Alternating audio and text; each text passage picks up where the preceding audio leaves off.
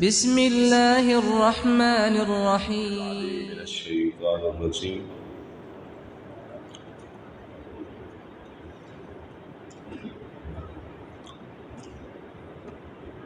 سورۃ یونس اور سورۃ ہود، یہ دونوں صورتیں اللہ تبارک و تعالیٰ کی توحید کے معاملات پر مبنی ہے۔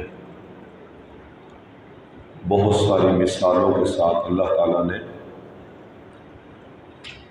اپنی قدرت اور اپنی تخلیق میں مختلف جو مناظر انسان اپنی آنکھوں سے دیکھتا ہے اس کو ذکر کیا، اور پھر اللہ تعالیٰ کی نشانیوں کے دیکھنے کے باوجود جو قومیں اللہ تعالیٰ کو وحدہ لا شریک نہیں مانتی اور شرک میں مبتلا ہو گئی، ان کے انجام کو بھی اللہ تعالیٰ نے بیان کیا۔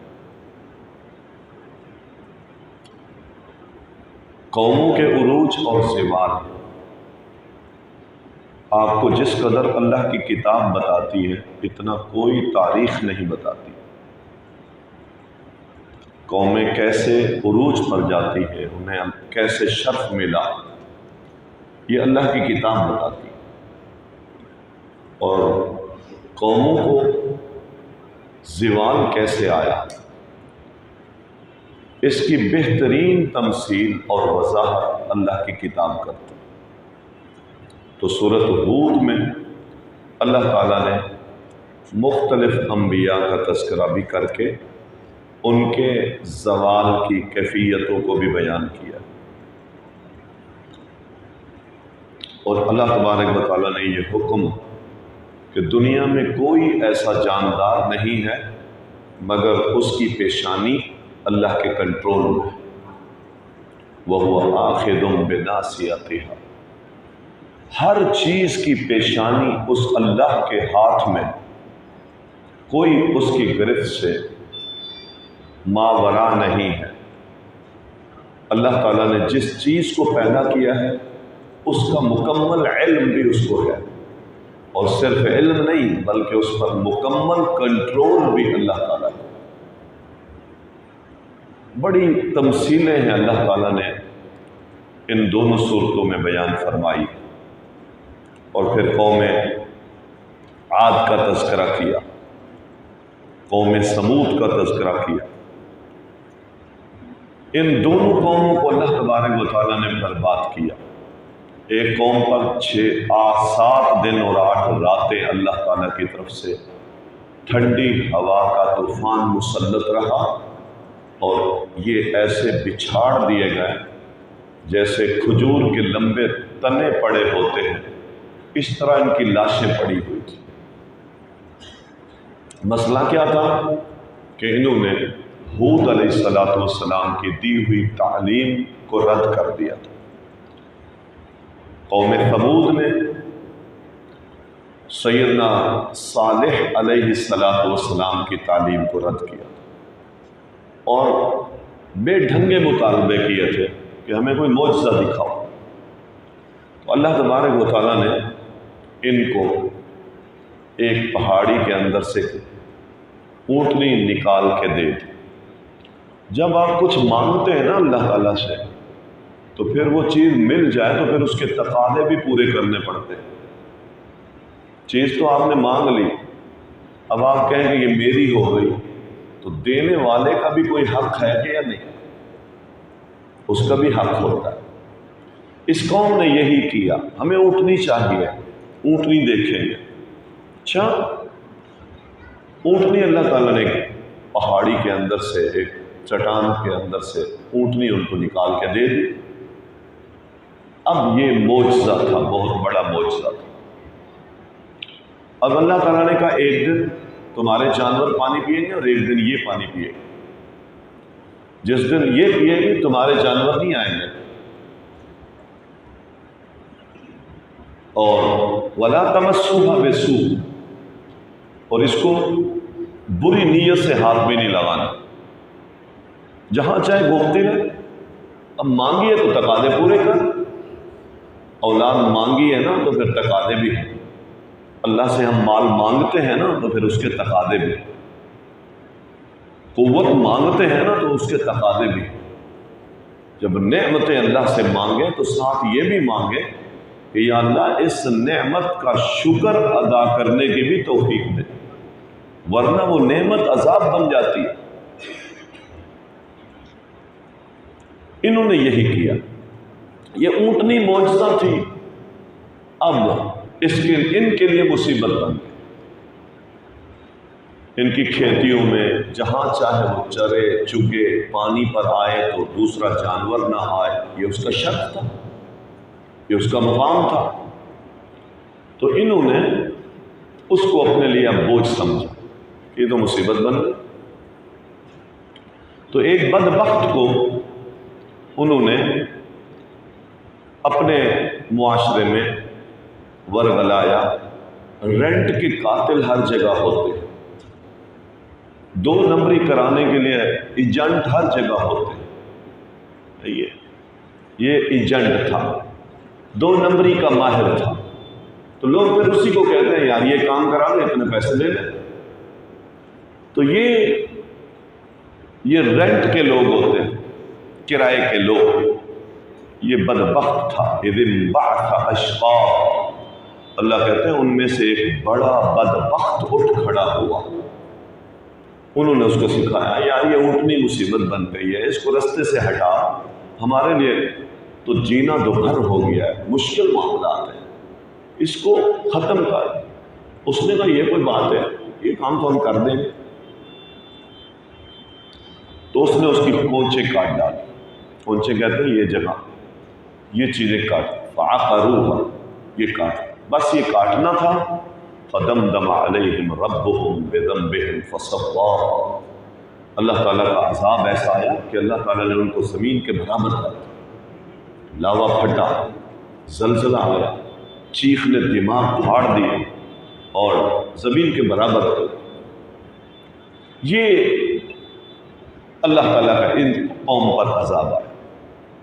یہ اللہ تعالیٰ نے ہمیں کیوں سنایا؟ ہمیں کیوں سنایا؟ ہمیں اگر کوئی اونٹنیاں تو نہیں دی، اللہ نے ہمیں بھی، اس امت کو بھی ایک معجزہ دیا۔ کیا؟ قرآن۔ یہ قرآن، اب یہ قرآن ہمارے لیے مصیبت ہے، یہ قرآن حکمرانوں کے لیے بھی مصیبت ہے، مسلم حکمرانوں کے لیے مصیبت ہے۔ اس کے احکامات کو لاگو کریں تو دنیا کفر ناراض ہوتی ہے، ترقیاں رکتی ہیں۔ حدود ہے اس میں، چور کا ہاتھ کاٹو، قاتل کو قتل کرو، جوا حرام ہے، حد نافذ کرو۔ اب یہ مصیبت بنا ہوا ہے۔ ہمارے مسلم حکمران کہتے ہیں یہ کتاب ہی نہ ہوتی نا ہماری اچھی حکمرانی چلتی۔ دنیا مسلم جتنے دنیا میں جہاں کہیں بھی مسلم اسٹیٹ ہے، دنیا میں آپ کہیں دکھائیں کہ یہ قرآن نافذ ہو، تو یہ اس معجزے کو بھاری سمجھتے ہیں، ہم ترقی کی راہ میں رکاوٹ سمجھتے ہیں۔ یہ مسئلے ہیں۔ اور پھر اس معجزے کو کسی کرائے کے اور رینٹ کے بدماش کے ذریعے سے ہم ان کے احکامات سے پہلو تاہی کرنے کے اصول بنا دیں، رستے سے یہ ہٹ جائے، ترقی میں رکاوٹ ہے۔ یہ اللہ اکبر، یہ اللہ تعالیٰ کا قرآن ہے، یہ معجزہ ہے۔ یہ بھی بھاری ہے آج امت پر۔ ان پر ایک چھوٹا سا معجزہ تھا، وہ بھاری ہو گیا۔ بھئی ایک دن تمہارے جانور پی لے، ایک دن ان کا وہ اونٹنی پی لے، اتنی تکلیف برداشت نہیں ہوئی۔ اور یہ تو تعلیمات پوری زندگی کی تعلیم ہے، اس کے مطابق ہمارے دستور ہوں، ہمارے نظام ہوں، ہماری تجارت ہو، ہماری حکمرانی ہو، ہماری خوشیاں غمیاں ہوں، ہمارے معاشرے میں جرائم کی سزائیں ہوں، اس کے احکامات کے مطابق کون اس کو لاگو کرے؟ کون لاگو کرے؟ تو یہ معجزہ آج اس امت پر بھی بھاری ہے۔ تو وہ قوم زمین فسواہا، اللہ نے ان کو زمین پہ لٹا دیا، تو آج یہ معجزہ اس امت پر بھاری ہے، تو یہ بھی پستیوں میں پڑی ہوئی ہے، یہ بھی کوئی عزتیں نہیں پا رہی ہے امت مسلمہ پوری دنیا میں۔ ہم بھی پستیوں میں پڑے ہوئے، ذلتوں میں پڑے ہوئے۔ تو قوموں کے عروج اور زوال میں یہ ساری چیزیں بہت عمل دخل رکھتی ہیں، اللہ نے اس لیے بیان فرمائی ہے۔ اللہ تعالیٰ نے ان کو تباہ و برباد کر دی۔ شعیب علیہ السلام کا معاملہ ہے، ان کو اللہ تعالیٰ نے ان کی قوم کو برباد کیا۔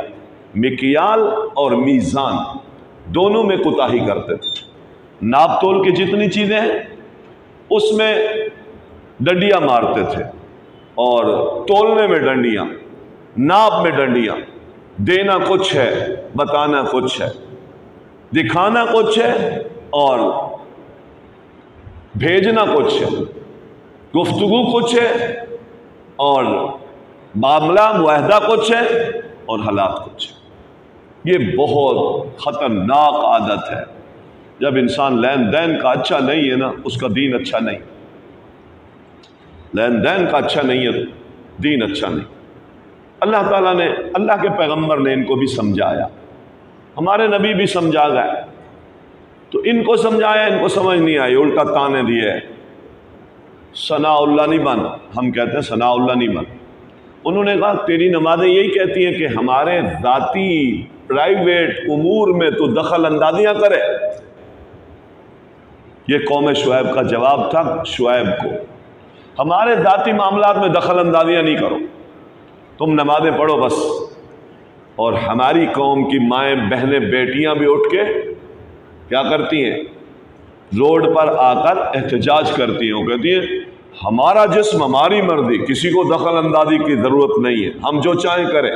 اور ساتھ دیوس بھائی بھی کھڑا ہوتا ہے، ہم کہتے ہیں ہاں اس کی مرضی، بھائی تیرا بھی کوئی حق نہیں، میرا بھی کوئی حق نہیں۔ دیوسیت دماغ پر جب چھا جاتی ہے تو پھر پتہ ہی نہیں ہوتا منہ سے کیا انسان بکواس کرتا ہے۔ میرا جسم میری مرضی، انہوں نے کہا ہمارے مال، ہمارے کاروبار، ہمارے نظام، ہماری مرضی، بند کر اپنی اس تبلیغ کو۔ یہ باتیں اللہ اکبر، تیرا واسطہ کیا ہے؟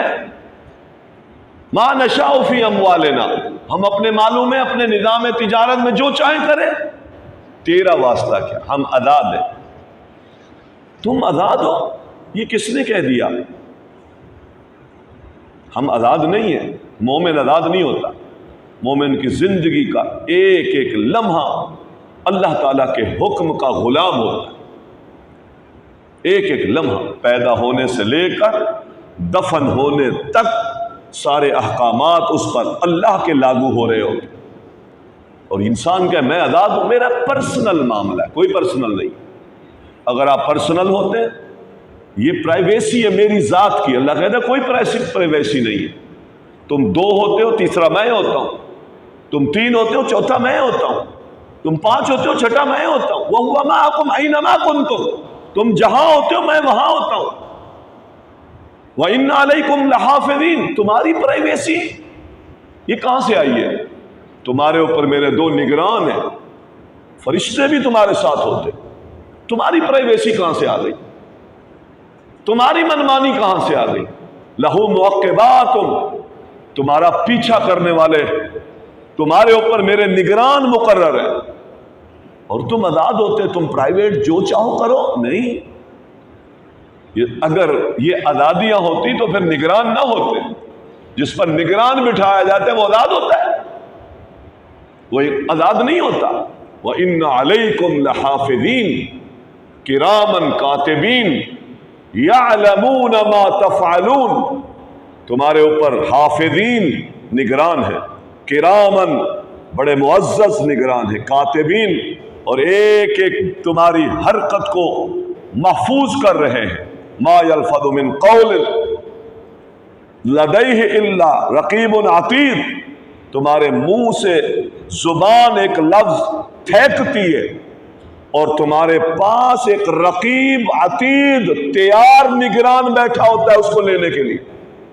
اچھا یہ بولا تو نے، لا لا لا، ہو گیا تیرا، اس کو سیو کر لیتا ہے، قرآن نہیں ہے۔ اور تم کہتے ہو میں آزاد ہوں، میرا جسم میری مرضی، تیری زندگی کا ایک ایک حرکت، اس کی سکنات ایک ایک، وہ ساری کی ساری محفوظ ہے۔ اقرأ کتابک، پھر یہ چیخے گا ما لہذا الکتاب لا یغادر صغیرۃ ولا کبیرۃ، آزادی ہوتی تو کیوں لکھی جاتی؟ اس کا حساب ہے، اس کا حساب ہے، اللہ کے یہاں اس کا حساب ہے۔ آزادی نہیں ہے، آزادی نہیں، ایک ایک حرکت، بس دل میں آنے والا خیال جو ادھر سے اور ادھر سے گزر جائے، اللہ کہتا ہے وہ معاف ہے۔ ایک خیال آیا اور تو نے روک لیا اور دل میں اس کو بٹھا لیا، اس پر بھی تیری گرفت اور تیرا مواخذہ اور محاسبہ ہے۔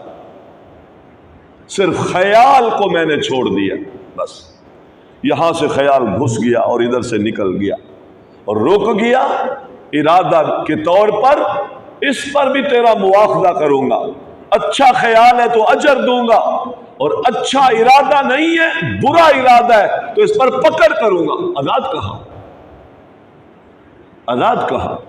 ہاں سو رہا ہے تو اور منہ سے کچھ کہہ گیا تو اللہ کہتا ہے چلو کچھ نہیں ہوتا، ہم نہیں پکڑیں گے، مواخذہ نہیں کریں۔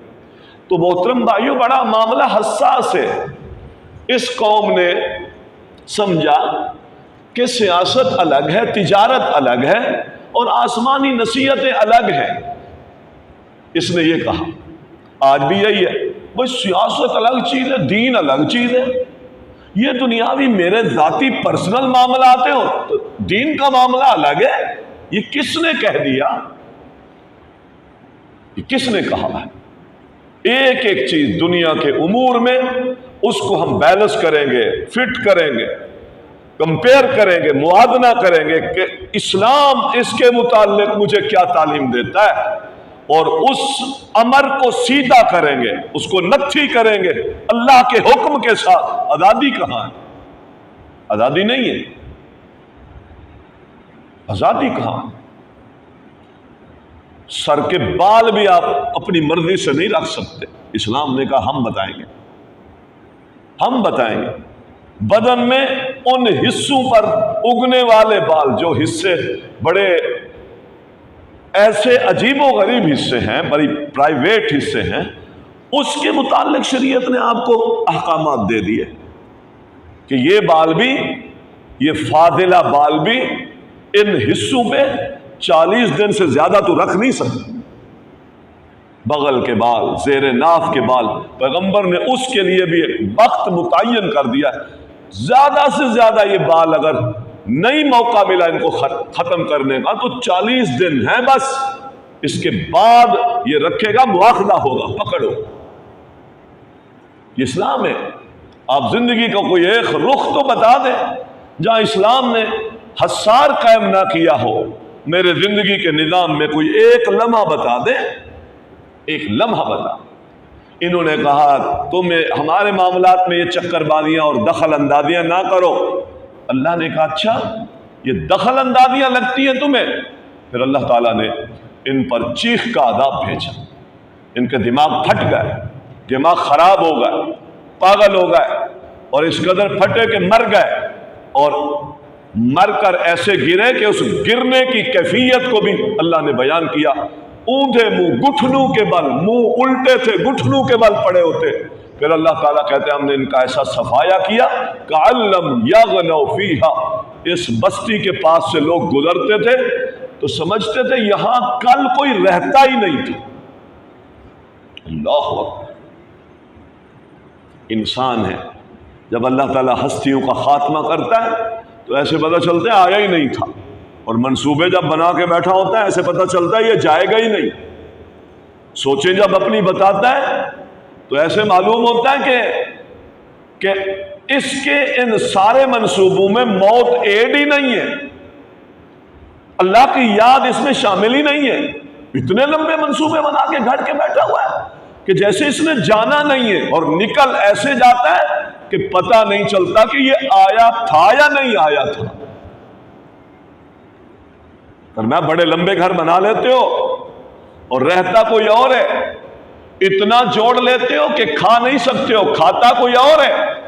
اور منصوبے اتنے لمبے لمبے بنا کے بیٹھے ہو، معلوم ہوتا ہے یہاں سے جانا نہیں ہے. اور جب یہاں سے جاتے ہو تو پتہ ہی نہیں چلتا کہ کوئی فلاں نام کا بزرگ آیا بھی تھا اس دنیا میں یا نہیں. اللہ نے ملیا میٹ کر دیا، ختم کر دیا. اللہ تعالیٰ نے اس قوم کا واقعہ یہ سنا کر مسمار کر دیا، اس قوم کو پست کر دیا. آج ہم بھی گری ہوئی پستیوں میں مسلم قوم، اس کے بھی حرکات و سکنات یہی ہے. ایمانداری نہیں رہی، ایمانداری ختم ہو گئی. ایک دوسرے کو لوٹنے میں لگے ہیں، ایک دوسرے کا مال ہڑپ کرنے میں لگے ہیں، ناجائز ذرائع سے، ناپ تول میں کمیاں کر کے، بہانے کر کے. وہ قوم تو صفحہ ہستی سے مٹ گئی، ہم صفحہ ہستی پہ تو پڑے ہیں لیکن ذلت و پستیاں ہمارے اوپر منڈلا رہی. سزائیں تو مل رہی. آپ نے فرمایا تم سابقہ امتوں کے بالشت قدم با قدم ان کی پیروی کرو گے، قدم با قدم پیروی. حذو النعل بالنعل، جیسے ایک چپل دوسری چپل کے بالکل سیم ہوتی ہے، ایک نمبر کا فرق پڑ جائے تو کوئی لیتا نہیں ہے. یہ 7 نمبر ہے تو یہ 7 نمبر ہے، پھر میں پہنوں گا. فرمایا حذو النعل بالنعل، جیسے چپل ایک دوسرے کے بالکل سیم ہوتی ہے نمبر میں، مقدار میں، اور اس کی لمبائی چوڑائی طول عرض کوئی فرق نہیں ہوتا. میری امت میں بھی ایسی برائیاں اور گناہ آ جائیں گے کہ سابقہ امتوں اور اس امتوں کے برائیوں میں ایک رئی کے دانے کے برابر بھی فرق نہیں ہو. آج آپ دیکھ لیں اس کے منظر، کیا کیا امور ہیں، کیا کیا سسٹم ہے. جس فیلڈ میں ہم چلے جائیں آپ کو ایسے ایسے گر جمانے والے بیٹھے ملیں گے کہ مال ہتھیا لیں گے اور پھر ساری زندگی رلائیں گے. اور ہتھیانے کے لیے اتنے ماہر فنکار قسم کے اعلیٰ ترین فراڈی رکھے ہیں کہ آپ کو گفتگو سے ایسے مطمئن کریں گے، اور وقت ایک آئے گا کہ کہانی ایسے بدلیں گے کہ ساری زندگی آپ کی زندگی کی پونجی بھی گئی اور زندگی باقی جو بچی ہے اس پہ روتے بھی رہے. یہ کون ہے؟ کون ہے یہ؟ مسلمان ہے، کلمہ پڑھنے والے مسلمان ہیں. یہ سب دھوکے بازیاں بازار میں، تجارت میں، لین دین میں، ایگریمنٹ کرنے میں ایسی ایسی چیزیں بیچ رہے ہیں جن کا وجود نہیں ہے. یہ تو تھوڑی بیچتے تھے نا، یہ تو کاٹ لیتے تھے نا مسلمان. وہ چیزیں بیچ کے ہزاروں لوگ اس کی بھیڑ چڑھے ہیں، وہ چیزیں بکی ہیں اور بک رہی ہیں کہ ان چیزوں کا وجود نہیں ہے. چیزیں بک گئی ہیں، چیزوں کا وجود نہیں. یہ مسلمانوں کے معاشرے میں ہو رہا. حذو النعل بالنعل، اور میں اس قوموں کے ایک ایک قدم با قدم تم چلو گے. اگر ان میں سے کوئی شخص گوہ کے سوراخ میں گھسا ہوگا، یہ عجیب سی بات ہے، گوہ کے سوراخ میں اگر کوئی گھسا ہوگا تو میری امت کے لوگ بھی اس سوراخ میں گھسیں گے. یعنی گھٹیا ترین، رذیل ترین اگر ان امتوں نے کسی گناہ کا ارتکاب کیا ہوگا جو انتہائی گھٹیا ہوگا، رذیل ہوگا، مسلمان اپنے کلمے کا، اپنے دین کا، اپنے قرآن کا، اللہ اور اس کے رسول پر اعتقاد کی لاج نہ رکھتے ہوئے وہ رذیل گناہ بھی کرے. حالانکہ مسلمان عظیم ہے، مسلمان اللہ کے ہاں بڑی قدر و منزلت والا ہے، لیکن رذیل کام کرے گا کب؟ فرمایا جس طرح وہ کرتے تھے. گو کا سوراخ کیا ہے؟ وہ تنگی والی جگہ جس میں وہ گھستی ہے اور بڑے تکلف سے گھستی ہے. تو یعنی ایسے ایسے گناہ جو رذیل ترین ہوں گے، حتیٰ کہ اس کی اگلے جملے میں آپ نے کہا اگر ان میں سے کوئی شخص اپنی ماں کے پاس جائے گا، بدکاری جس نے کی ہوگی سابقہ امتوں میں، اگر کسی نے ایک یہ گناہ کیا کہ ماں سے بدکاری کی، لَقَانَ فِي أُمَّتِي مَن يَصْنَعُ ذَلِكَ، تو میری امت میں بھی ایسے لوگ پائے جائیں گے جو ماں کے ساتھ بدکاری والا گناہ اس کا ارتکاب کریں۔ حذف النعل بالنعل کی یہ ساری تفصیل ہے۔ تو آج محترم بھائیو ہم دیکھ لیں، یہ کردار ہیں، کردار قوموں کو برباد کر گئے، وہ منفی کردار ہیں جو قوموں کو برباد کر گئے۔ کہاں ذکر ہے کہ نماز نہیں پڑھی تھی برباد ہو گئے تھے؟ کہاں ہے زکوٰۃ نہیں دی تھی برباد ہو گئے تھے؟ حج پہ نہیں گئے تھے برباد ہو گئے تھے؟ یہ سارا کردار ہے، کردار، اور اس کا تعلق انسانیت کے ساتھ۔ بس اگلی صورت میں بھی آپ یہی دیکھ رہے ہیں، سورت یوسف میں سورت یوسف کو دیکھتا ہوں نا، جب یقین کریں، کوئی آپ ایک دفعہ دکھا دیں توحید کا تذکرہ اللہ تعالیٰ نے کیا، یوسف جیل میں پڑے تھے تو جیل کے ساتھیوں کو توحید کی بات بتاتے، یہ تو ایک بنیادی چیز ہے۔ پورا دیکھ لیں، سارا کردار، سارا کردار حسد ہے، باپ کو دھوکا ہے، باپ کے خلاف بدگمانی ہے، غور کریں، حسد ہے۔ اچھا یہ بھائی ہمیں ابا کو زیادہ پیارا ہے تو حسد ہے، باپ اس سے زیادہ پیار کرتا ہے تو باپ کے خلاف بدگمانی ہے، باپ ہم پہ اعتبار نہیں کرتا، بدگمانی ہے۔ آپس میں سرگوشی کا جو انداز ہے گناہ والا ہے۔ سرگوشیاں ہونی چاہیے نیکی کے لیے، آپ میں بیٹھے ہیں، بھائی اس سے کوئی اچھائی کر دو، اور بھائی کہیں مسجد بنوا، یہ سرگوشی اللہ کو پسند ہے۔ اور آپس میں بیٹھ کے سرگوشی جس میں گناہ کے منصوبے ہوں، اللہ کہتا ہے مجھے پسند نہیں ہے، یہ سرگوشیاں گناہ ہیں۔ اور ان کی سرگوشیاں کیا ہیں؟ اس سے کوئی کچھ کرے، انتہا درجے کا ایک طرف بغض ہے، حسد ہے، اور ایک طرف انتہا درجے کی معصومیت ہے۔ یہ معصوم ہے، 12 سال 11 سال کا بچہ انتہا درجے کا معصوم ہے، اور ادھر انتہا درجے کا حسد ہے۔ ایک طرف انتہا درجے کی سنگ دلی ہے کہ باپ بوڑھا ہے، جرم کیا ہے باپ کا؟ یہ جرم ہے کہ وہ چھوٹا بچہ اس سے پیار کر رہا ہے اور اس کی خصلتیں اتنی اچھی ہیں، قلبی طور پر باپ اس کی طرف اگر مائل ہے، سزا کیا ہے؟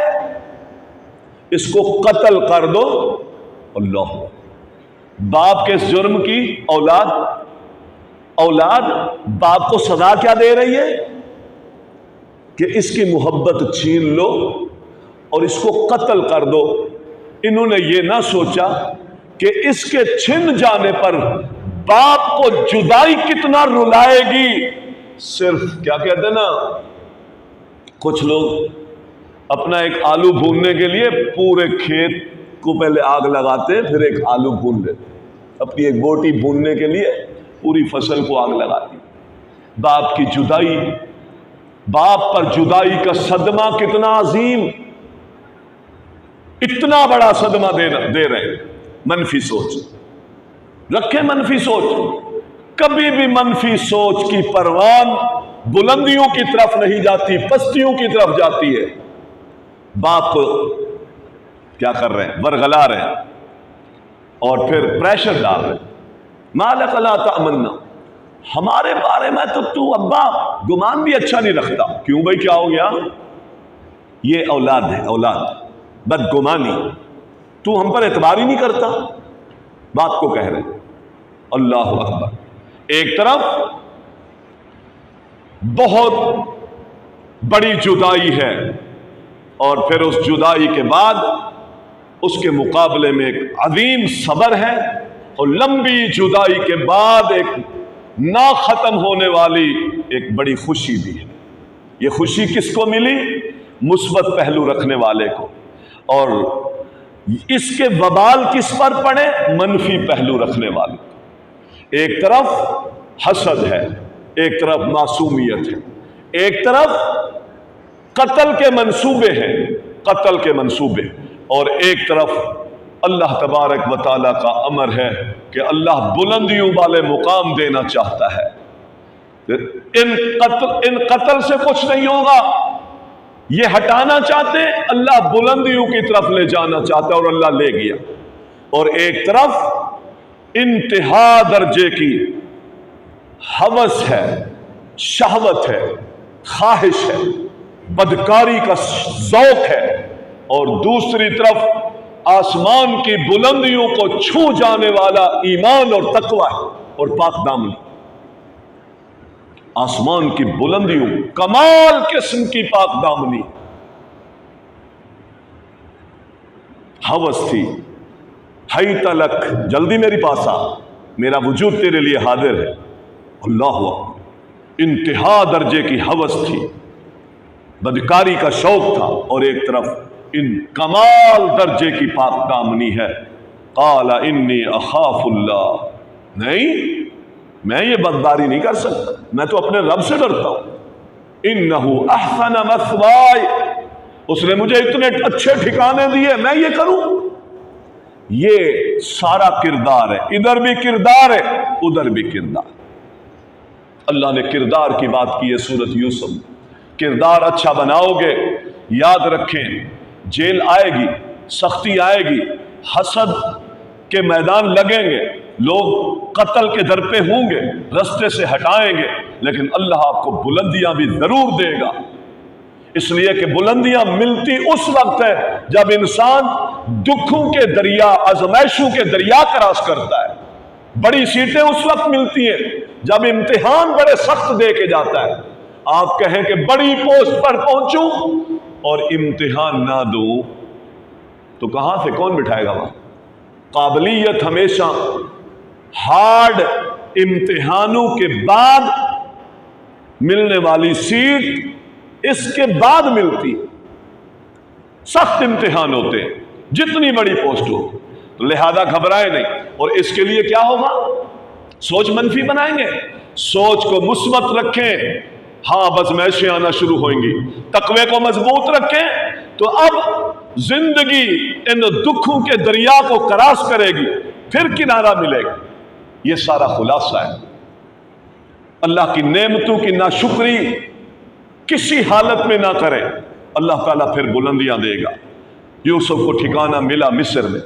اللہ اکبر. لے گئے بھائی کو، کنویں میں ڈالا، مار پیٹ رہے تھے، اللہ نے القاء کیا. گھبرانا نہیں، ایک وقت آئے گا کہ تو ان کو ان کے سارے اس کرتوتوں کی خبر دے گا. سبحان اللہ. اللہ حوصلے دیتا ہے جب انسان اللہ کے لیے آزمائشیں سہتا ہے، اللہ دلوں میں باتیں القاء کرتا ہے. پختہ ماں نے وہ چھوڑ دیا صندوق. اللہ کہتے ہیں لولا اربتنا علی قلبہا، موسیٰ کو صندوق میں ڈال کر سمندر میں پھینک دیا.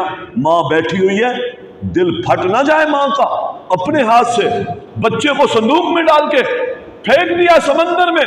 اللہ کہتے ہیں اس کا دل یقیناً پھٹ پڑتا اگر ہم اس کے دل کو مضبوط نہ کرتے، ہم بند نہ باندھتے.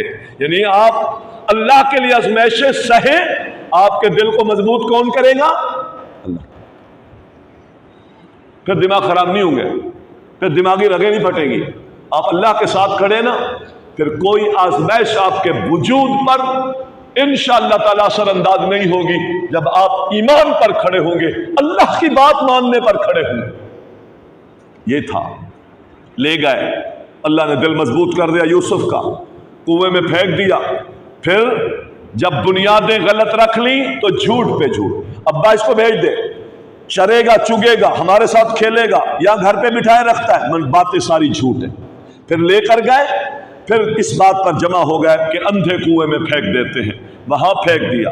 واپس آئے، قرآن کہتا ہے عشاء میں آئے. رات کو منہ چھپاتا ہے انسان، روشنیوں میں چور آپ کا کبھی بھی سامنا نہیں کرے گا. منہ چھپاتے ہوئے رات میں آئے. جھوٹ. پھر کہنے لگے وہ ہم کھیل کود کر رہے تھے. جھوٹ. ہم نے یوسف کو سامان کے ساتھ بٹھایا تھا. جھوٹ. اس کو بھیڑیا کھا گیا. جھوٹ. کیا نشانی ہے ہمارے پاس؟ ایک قمیص لائے ہیں، وجاؤ علی قمیصہ بدم کذب، قمیص لائے ہیں اور اس پر خون لگا ہوا ہے. جھوٹ. منفی سوچ بنا لیں پھر جھوٹ پہ جھوٹ بولتے جائیں، کبھی جان نہیں چھوٹے گی جھوٹ سے۔ بنیاد غلط رکھیے تو ہر اینٹ کو ٹیڑھا لگانا پڑے گا۔ اپنی سوچ کو معیار اتنا اچھا رکھیں کہ اس اچھے معیار کی بنیاد پر اگلی زندگی کے سارے نظام اچھے چلیں گے۔ یہاں ایک بنیاد بنائی ہے، کیا آیا تھا؟ حسد۔ حسد آیا تو سلسلے کیا جوڑے، حسد آیا تو کتنے پھر جھوٹ بولے، کیا کیا کرتب دکھائے، باپ کو دھوکے دیے، بھائی کو رستے سے ہٹایا، اپنی طرف سے کنویں میں مار کے پھینک کے چلے گئے، پھر باپ کو جھوٹی قمیضیں دکھائیں، کہاں ہم کھیل کود کر رہے تھے، مسابقہ کر رہے تھے، وہ سامان کے ساتھ بیٹھا تھا، سب جھوٹ۔ یہ بنیادیں ہیں، بنیادیں۔ یہاں سارا کردار تول رہا ہے، کردار اللہ تعالیٰ بتا رہا ہے محترم بھائیو، سب کردار ہے، سب کردار کو اچھا کر لیں۔ نمازوں میں کمی ہو گئی ہے بندے کی، یہ سجدے ہیں، آپ اللہ کی توحید کو ماننے والے تھے، اللہ تعالیٰ کہے گا مجھے تو مانتا ہے نا، اس کمیوں کو، اپنے حقوق کو اللہ تعالیٰ اپنی رحمتوں کے ساتھ لائے گا، معاف کر دے۔ لیکن یہ حقوق ہیں، انسانیت کے حقوق ہیں، یہ بہت مشکل معاملے ہیں۔ بھائیوں کا یہ کام، وہاں سے ایک قافلہ، اللہ تعالیٰ کی ساتھ مددیں بھی کیسے چل رہی ہیں، آپ غور کریں۔ ایسا نہیں ہے کہ بھئی یہ ساری مصیبتوں میں رہا اور اچانک جیل سے نکلا تو پھر سلطان بن گیا، یہاں بھی اللہ کی مددیں تھی۔ بات القا کر دی، کنویں میں پھینکا، وجاء السیارۃ، ایک قافلہ جو مصر جا رہا تھا اس کو وہ بھٹک گیا۔ یہ قافلے کو بھٹکانے والا اور رستہ بھلوانے والا کون تھا؟ اللہ۔ مفسرین نے لکھا ہے یہ قافلہ یوسف کے دفاع میں اللہ نے بھٹکا دیا تھا۔ آپ اچھائی پر کھڑے تو ہوں، کتنے بھٹک بھٹک کے آپ کی طرف آئیں گے اور نیکی آپ سے کر جائیں گے، ان کو پھیرے گا تیرا رب، اسباب اس کے کنٹرول میں ہیں۔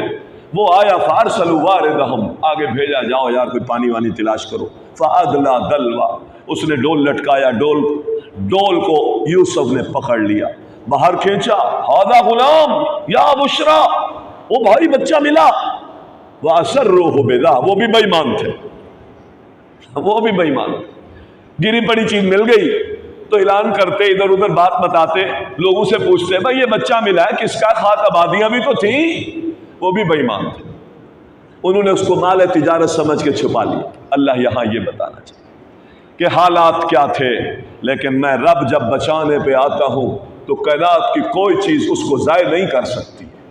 انہوں نے لے لیا، حالانکہ گری پڑی چیز کا حکم کیا ہے ہمارے دین میں؟ اٹھا لیں، 1 سال تک اعلان کر، 1 سال تک، کس کی ہے لوگوں، میرے پاس ایک چیز ملی ہے، کس کی؟ 1 سال کے بعد آپ اس کو استعمال کر لیں، زندگی میں کبھی اس کا مانگنے والا پھر آ جائے، آپ اس کو پورا لکھ لیں کہ کیا کیا چیز تھی، جب کوئی آ جائے تو پھر دینی پڑے۔ اللہ، انہوں نے مال تجارت سمجھ کے اس کو چھپایا، بچہ ہے، چلو بچے بکتے تھے، انہوں نے جا کر مصر میں بیچ دیا، اور بیچا بھی کتنے؟ چند محدود تھوڑے سے درہم کے بدلے۔ یہاں اللہ نے یہ بھی بتایا کہ یہ جو ڈاکو چور ہوتے ہیں جب مال چوری کرتے ہیں تو تھوڑی قیمتوں میں جا کے بیچتے ہیں، آپ نے دیکھا ہوگا 50,000 کا موبائل ہے، جا کے بیچ دے گا کتنے میں؟ 15,000 میں۔ کیوں؟ پتہ ہے چوری کا ہے، چوری کا مال تھوڑے قیمتوں میں بیچتے ہیں، اور جلدی انہوں نے بھی بیچا، ہمارے معاشرے کا عکس، تھوڑی قیمت میں بیچ دیا۔ وَكَانُوا فِيهِ مِنَ الزَّاهِدِينَ، اللہ کہتا ہے اس یوسف میں ان کو کوئی رغبت نہیں تھی، ہمیں کیا فری ملا ہے، جتنے مل رہے پیسے چند نقارہ درہم کے بدلے میں بیچ دیا تاکہ جان تو چھوٹے، کوئی پیچھے آ نہ جائے کہ انہوں نے بچے کو اغوا کیا، جانے دو۔ اللہ، کہاں جا کے بکا۔ بعض دفعہ انسان بکتا ہے تو پھر اس وقت اس کی قیمتیں تھوڑی لگتی ہیں، لیکن جب بکتا چلا جاتا ہے ان آزمائشوں میں تو پھر اللہ اس کے رزلٹ بڑے خوبصورت نکالتا ہے۔ پہنچا دیا تیرے مالک نے، عزیز مصر نے خرید لیا اور گھر لے۔